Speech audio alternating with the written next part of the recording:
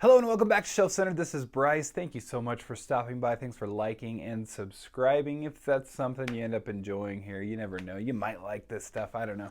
Anyway, I wanted to give you my TBR for the month of July. And as you may have heard a time or two on my last couple of videos or so, and throughout this month, I am going to be participating in the Keymark Readathon called the SPFBO Summer. That means this readathon has to do with the self-published blog off Readathon, and so this is always a great time of year. It just started back up for this year. It's the 9th one, and it culminates with finalists and a winner of the best self-published, independently published books out there. And it's awesome. I've read so many great books through this.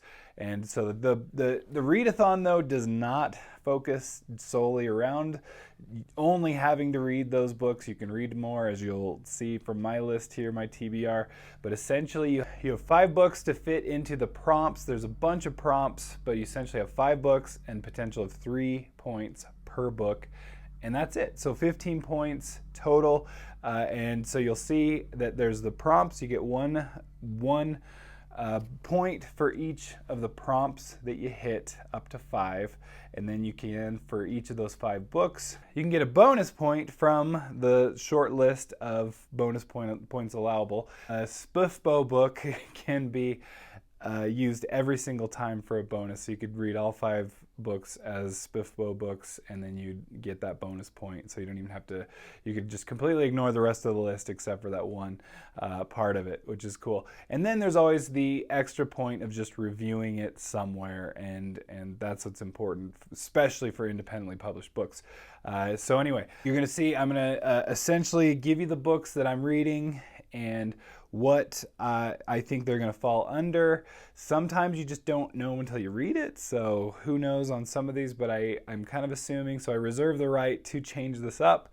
But I will tell you, get signed up. I think it's going to be a really fun readathon for the month of July. It's also a pretty easygoing one, again, as you'll see here, because even one of them is just a novella or manga, any length, any page length. So it's like almost like a guaranteed 3 points, pretty much. Anyway, book 1, I scoured my shelves. I thought I already had a couple at least. So of the SPFBO books, one of them is Seekers, The Winds of Change. I have this both in print and on audiobook thanks to the author, so I will be checking this one out. This one hits sandcastles or actually even the rucksack prompts, but I'm going with sandcastles because it has that sweet castle / fortress on the cover. That's the main prompt that I'm hitting. It's also SPFBO, so there's the second prompt, and then of course I will just have to review it. That will give me the 3rd point. Book number 2, like I said, one of these is a manga. Might as well make this as easy as possible. I already read the first in this series, so this is a sequel. My Hero Academia. It is a sequel. It is book number 2 in the series. This is going to count as the dip in the ocean, just a dip. So that's the prompt that it hits, and then also it's a sequel, so that's the bonus point, and then obviously I will review it. 3 more points, easy 6 points right there so far. All right, this is one where I'm not, this one might be a tough one, but I really have been dying to get into this one. It's the 3rd in the series. It is independently published, so that's why, again, it definitely helps. It's not a SPFBO book, though. It is The Torch That Ignites the Stars by Andrew Rowe. I'm debating either that or doing Waybound, since I didn't get to it this month, and so it might be Waybound, though. But the problem is this one actually hits one of them, so it's over 500 pages. So that's where, anyway, I think I can do it. I don't think it'll be a problem given the fact that I think I've made things manageable to hit 5 books in the month. And so, because usually one of my 4 books that I typically hit in a month is a pretty long one, pretty large one. And then this one of the 5 is literally just a manga. Again, not just a manga, but just manga page length, which is nothing. That's a day, maybe 2, if I'm really slacking. So The Torch That Ignites the Stars or Waybound, both of them will hit, I believe even Waybound, but at least Torch That Ignites the Stars will hit my long vacation prompt, and then it's a self-published author or indie author, whatever you want to call it, and then I'll do a review, 3 more points, boom. Then we've got Tiger Man by Nick Harkaway. I've been a huge Nick Harkaway fan ever since I read Angel Maker, and then I read the Gone Away War. So I've been slowly making my way through his books. He typically does write standalone books, so this was an easy one. Tiger Man is a standalone. So there we're going to hit weekend beach read, because I believe Goodreads says it's about 337 pages, so that's going to hit that prompt. And then also it's a standalone, so that's going to be one of the bonus points. And then we've got to review it. Are you hearing the pattern?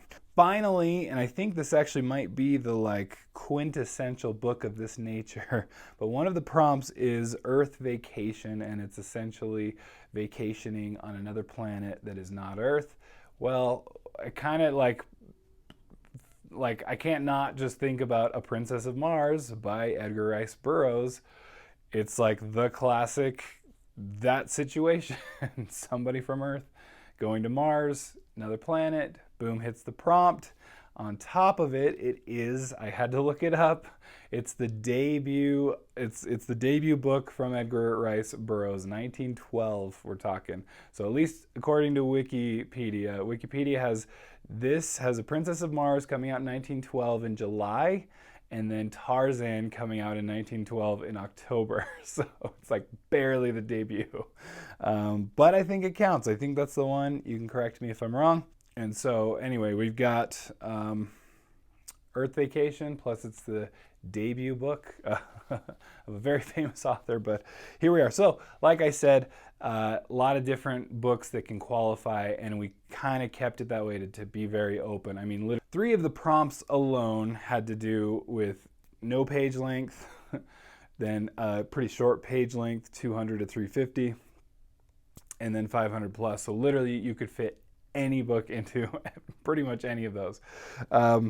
Obviously, I guess if it's 350 to 500, then you're just, you can't read that one. But that could hopefully fall under a different one.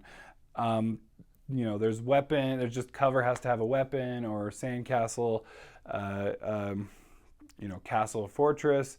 There's just including beach kind of things like sand and water on the cover. So again, pretty open there. I hope you'll have as much fun with this as I think I'm going to have. It's, go check out the Discord. I have the link below to sign up. Let me know, what are your plans? What are you going to find that's hitting, the best the best amount of prompts, so you can have a really good full point advantage. Now, you're not going to, just because you sign up, you may or may not be on my team. It's going to be a randomized team, so that it's part of it is just so that we can have some fun.